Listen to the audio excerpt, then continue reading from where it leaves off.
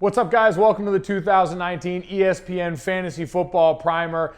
And Dopp, we've gotten to tight ends, which are all the rage in the NFL. Yep. The whole league is going down the middle of the field. And I feel like every year we get a new addition to that sort of top group of guys. So Gronk out, who is going in to fill that void as one of the top tight ends in this league? It's got to be George Kittle, right? I mean, everything that he did last year, the dude was incredible.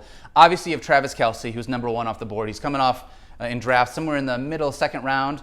You've got Zach Ertz, who has been doing it, in Philly for quite a while. And then George Kittle has just been phenomenal as a pass catcher. I mean, he's basically a wide receiver, but he's on the field all the time, just all the time. He's got deep speed.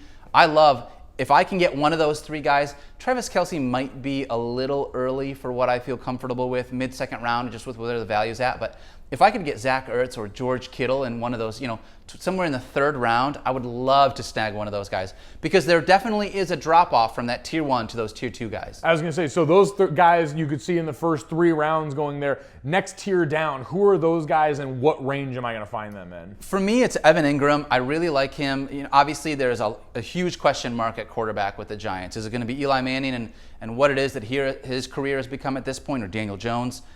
I don't know which one would be the better option for him, but with OBJ being gone, it's really just him and Sterling Shepard and a 31-year-old Golden Tate. So from that standpoint, I love the target share that Evan Engram is probably going to get. I'm taking volume as much as I am anything else with him in that offense. I also really like O.J. Howard with the addition of Bruce Arians. He loves to stretch the field. O.J. Howard is a guy that definitely likes to stretch the field. He's a deep target for them. Jameis has a big arm. Everything that they're going to do in that offense, I love him taking that next step. I'm not as worried about Cameron Brate this year as I was last year because there was always that concern that is Cameron Brate going to take touches away? Or 250-plus catch tight ends in the same offense seems like it would have been a problem, but not this year. It doesn't feel like that to me as much. I really like O.J. Howard. And then Hunter Henry. Definitely a little bit of risk with Hunter Henry. Yeah. He's a guy that has a ton of upside. And I love what he can do from that standpoint. Antonio Gates no longer being there.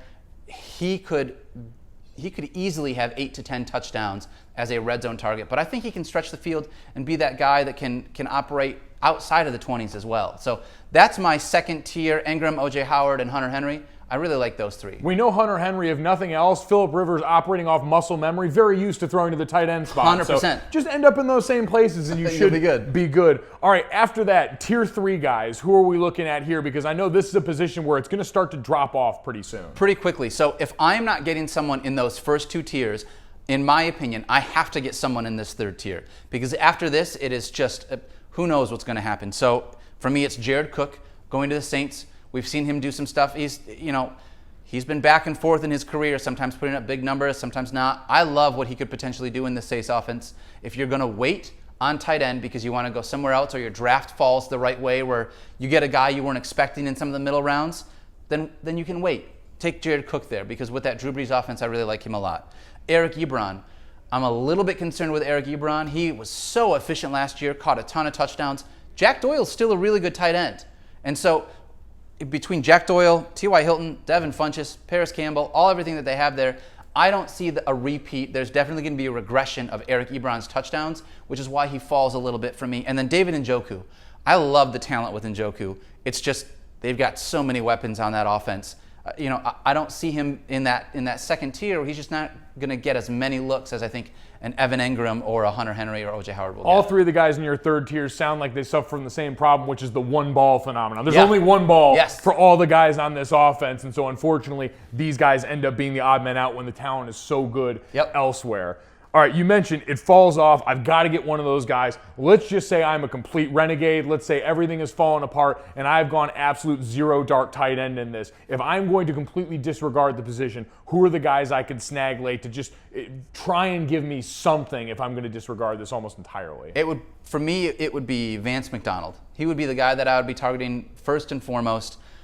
With all the targets that have vacated that offense from Antonio Brown, I think Vance McDonald, with how much Ben Roethlisberger threw last year, he led the league in pass attempts. Vance McDonald is a guy that just on volume alone could be that guy you completely punt and get him there. If not, you're looking at Delanie Walker's, and I love Delanie. He's 36 years old. He's my age. Yeah. And still seems like the number one option in that offense, which is scarier for Titans fans than anything else. 100%. Trey Burton, who I really wanted to like, just didn't come to fruition last year, not the way that any of us really hoped. You've got Austin Hooper, who's fine, a guy that you can fill in, but you're not expecting big numbers from him on a week in and week out basis. Same with Greg Olsen. I mean, he was incredible for the fantasy community for years. And it's just starting to get to the point where, time has caught up with him. Lastly, 15, I'd probably go with a guy like Stanford Steve, maybe. Man, you know what? Durability could be an issue. Conditioning is not going to be great. Not great. Down in the red zone, I feel like he's a guy you could look to. He's what, 6'3", 6'4", and you can't teach that kind of size. So he's got some intangibles that the rest of us don't have. Hey guys, thanks for watching ESPN on YouTube. For more great ESPN streaming content, download the ESPN app and subscribe to ESPN+.